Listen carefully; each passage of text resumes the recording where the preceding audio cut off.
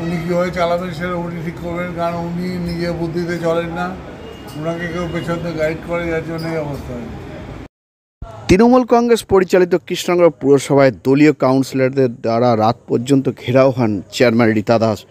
পুরসভায় দলীয় কাউন্সিলরদের হাতে এভাবে ঘেরাও হওয়ার ঘটনা কৃষ্ণনগরে হয়নি বলে দাবি রাজনৈতিক সচেতন মানুষদের। কার্যত নজিরবিহীন এই ঘটনার পর শনিবার বিকেলে কৃষ্ণনগর পুরসভার বড়বাবুর ঘরের সামনে লাগানো হয় সিসিটিভি। এই মুহূর্তে কৃষ্ণনগর পুরসভার চেয়ারম্যানের শিবিরে কাউন্সিলরদের সংখ্যা ক্রমশ কমছে।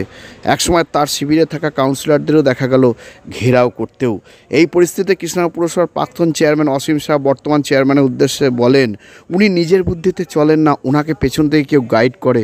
তাই এই অবস্থা। চেয়ারম্যান রীতা দাসের উদ্দেশ্যে কেন বললেন অসীম শাহ এই কথা, আরও বিস্ফোরক কথা তিনি জানিয়েছেন। আর এ নিয়ে আজকাল আগামী বিশেষ প্রতিবেদন। উনি নিজের বুদ্ধিতে চলেন না, পেছন থেকে গাইড করে। রীতা দাসের উদ্দেশ্যে অসীম শাহর এই বক্তব্য ঘিরে চর্চা।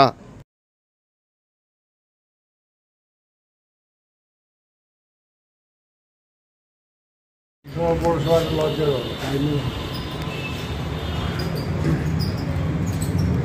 মানুষ বলতে পারবে যে আমি কীভাবে চালিয়েছি। 10 বছর ভাইস চেয়ারম্যান ছিল, 10 বছর চেয়ারম্যান ছিলাম। কৃষকের মানুষ বলবে যে কীভাবে চলছে। আমি অনেক কষ্টের কাজ করেছি প্রচুর। 1300 বেকার যুবককে দোকান ঘর করে দিচ্ছি। সেগুলো রং করে কেউ যদি বলে যে এটা আমি করেছি, তাহলে তাদের ব্যাপার।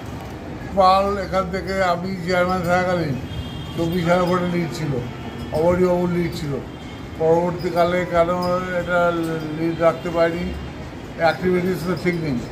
মেন রাস্তাগুলো চকচকে করলে সব ওয়ার্ডের রাস্তা খারাপ, ওয়ার্ডের ভেতর রাস্তা সব খারাপ।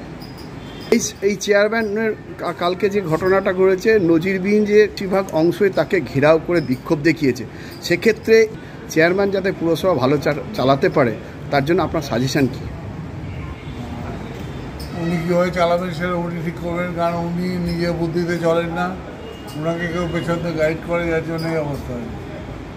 নিয়তিতে চললে পৌরসভা ভালোভাবে চলবে। কাউন্সিলরদের আমার সময় যেমন সব কাউন্সিলরকে সঙ্গে নিয়ে চলতাম। পরিদত্ত, দিলীপ শর্মা, শ্রী কলকেরা কাউন্সিলর ছিল আমার সময়, কোনো সমস্যা হয়নি। কৃষ্ণনগরবাসীর পক্ষে লজ্জার ব্যাপার, কৃষ্ণনগরবাসীর লজ্জা।